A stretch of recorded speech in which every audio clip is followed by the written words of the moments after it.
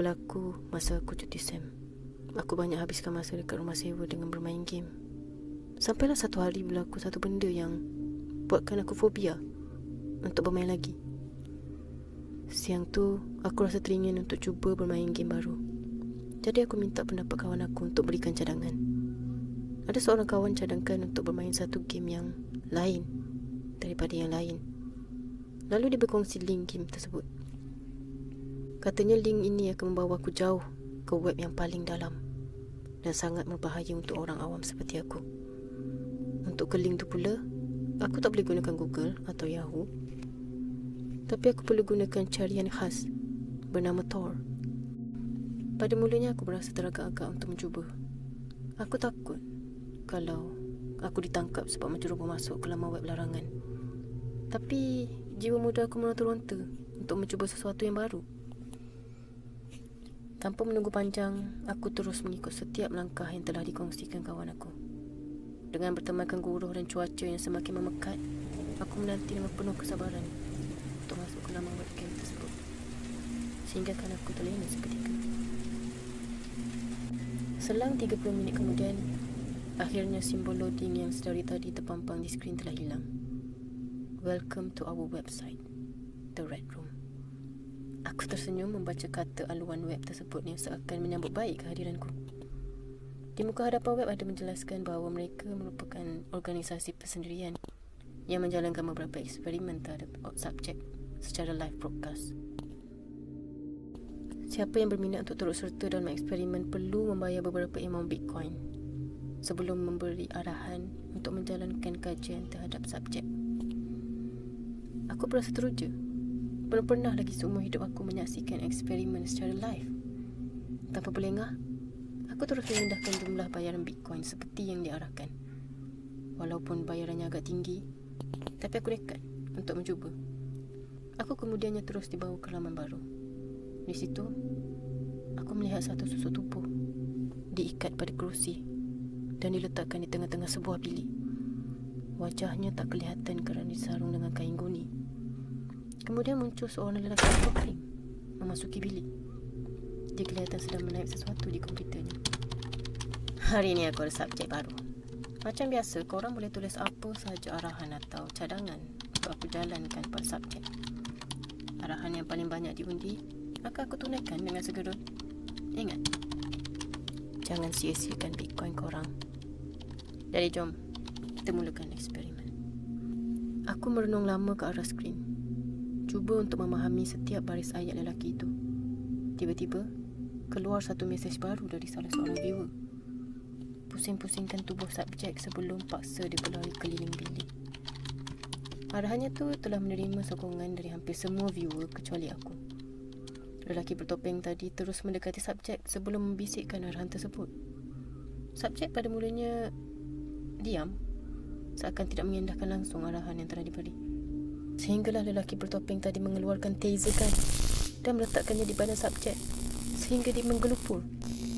Subjek kemudiannya terus aku mengikut arahan yang telah diarahkan. Dia terus memusingkan tubuhnya sehingga 20 pusingan dan terus berlari tuyung-hayang mengelilingi bilik. Entah mengapa aku berasa lucu melihat keadaan subjek yang seakan terpinga-pinga tiap kali dia terjatuh tersembam akibat terlalu pening. Makin lama, chatbox semakin meriah dengan arahan demi arahan dari setiap viewer. Masing-masing memberikan arahan yang seakan sengaja mahu membuli subjek untuk dijadikan bahan hiburan. Aku yang pada awalnya hanya menjadi pemerhati, akhirnya memberanikan diri menyumbang satu arahan. Aku telah mengarahkan agar subjek digeletekkan tapak kakinya selama yang mungkin. Tanpa diduga, arahan aku disokong ramai. Lelaki bertopeng terus mengikut arahan aku sehingga subjek kelihatan menolak kerusinya ke depan dan ke belakang akibat menahan geli yang teramat sangat sehingga dia terjatuh ke belakang. Kakinya meronta-ronta sehingga beberapa kali dia tersepak muka lelaki bertopeng yang gagal untuk mengelak. Lagilah semakin gelap aku tertawa sehingga mataku berair. Tanpa aku sedar, aku semakin hanyut. Aku semakin menyukai permainan ini. Aku sempat mengambil jajan di dapur untuk dijamah sambil melihat aksi-aksi lucu subjek yang sebenarnya terseksa. Sehinggalah keluar satu mesej yang telah menghentikan sedikit kerancakan di chatbox. Subjek dengan pisau di bahagian peha. Aku terkesima, terkejut dengan arahan itu. Belum ada lagi viewer yang memberikan arahan seganas itu. Apa yang membuatkan aku lagi terkejut adalah bila melihat ramai viewer menyokong arahan tu. Aku dapat merasakan nafas aku semakin laju. Aku melihat pergerakan lelaki bertopeng yang tiba-tiba meninggalkan biliknya. Dia muncul. Tapi kali ini dia tidak bersendirian. Dia telah membawa sebilah pisau bersama. Tubuhku seakan menjadi kaku, tak mampu untuk mengalihkan pandanganku ke arah lain. Seakan memaksa aku untuk melihat setiap inci pergerakan lelaki bertopeng. Kemudiannya dilihat terus menerpa ke arah subjek sebelum menikam di bahagian peha sehingga terlihat darah terpercik keluar. Subjek yang tadinya terpinga-pinga kelihatan sedang meraung kesakitan sambil menghayun-hayunkan kepalanya menahan sakit. Aku pula terus terpaku melihat kejadian drastik itu.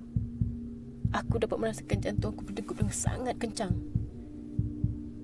Tiba-tiba keluar satu lagi mesej dari orang yang sama. Dan seperti tadi, arahannya dipersetujui ramai. Dan aku melihat lelaki bertopeng itu sekali lagi menikam di tempat yang sama, lalu menarik pisau itu sehingga ke bahagian lutut. Subjek semakin ganas meronta-ronta ingin dilepaskan, namun langsung tak diendahkan. Darah kelihatan memancut-mancut keluar tanpa henti sehingga membasahi permukaan lantai dengan cecair pekat berwarna merah.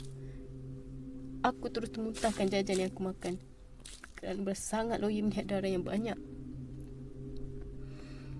Bertopeng bertindak semakin ganas dengan menikam mata pisau secara bertubi-tubi di bahagian perut subjek. Lalu ditarik hingga ke bahagian dada. Darah membuak-buak keluar sehingga menampakkan bahagian usus perut subjek. Sudah, aku tak nak tengok lagi. Yang menggigil-gigil, aku terus menekan butang pangkal untuk keluar. Tapi tiba-tiba keluar satu mesej dari admin web. Mentamat atau anda akan ditangkap oleh ahli-ahli kami. Aku semakin panik membaca ugutan, tapi aku gagahkan juga untuk terus menekan butang pangkal berkali-kali pada kotak mesej yang seakan tak berfungsi. Namun, satu mesej baru keluar dan kali ini daripada lelaki bertopeng itu sendiri. Aku tahu siapa kau sebab aku dapat tengok setiap gerak-geri kau dari komputer aku. Kau berbadan besar, berkening tebal dan berbaju kelabu. Nama kau Afendi.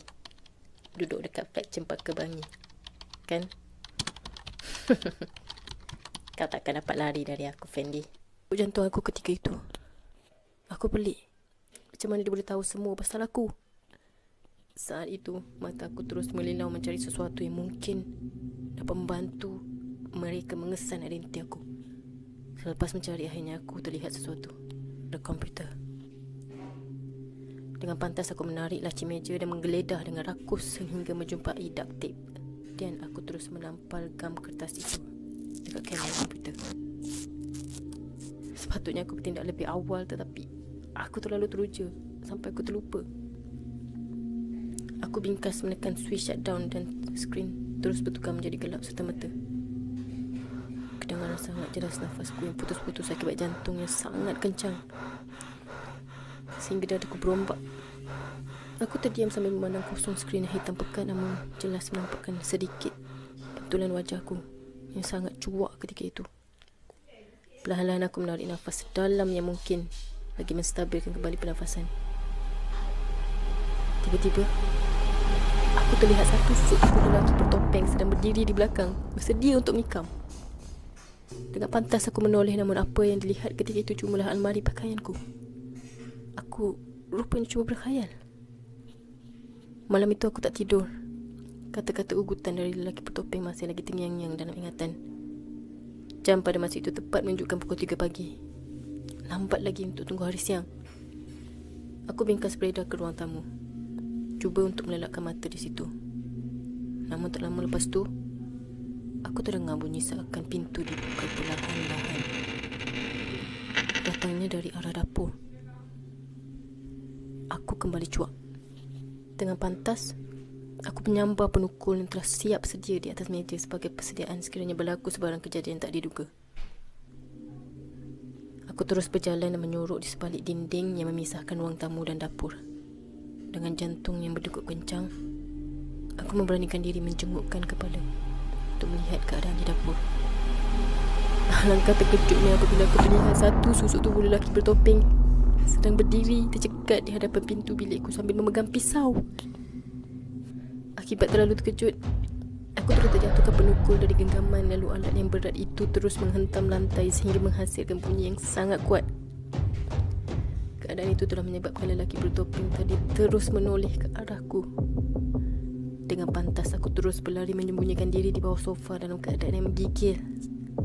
Dari bawah aku melihat lelaki bertopeng sedang mengambil penukul yang telah terjatuh tadi lalu mencampak yang tepat terkena dekat TV sampai pecah berderai. Dia kemudiannya berjalan mengelilingi ruang tamu sambil bersiul sehinggalah kakinya berhenti tepat di hadapan sofa tempat aku menyorok. Perlahan-lahan aku dengar dia menabuhkan punggungnya di atas sofa dan ketika itu jugalah air mataku mula mengalir. Lama dia duduk dekat situ sambil bersiul sampailah siulan dia tiba-tiba berhenti.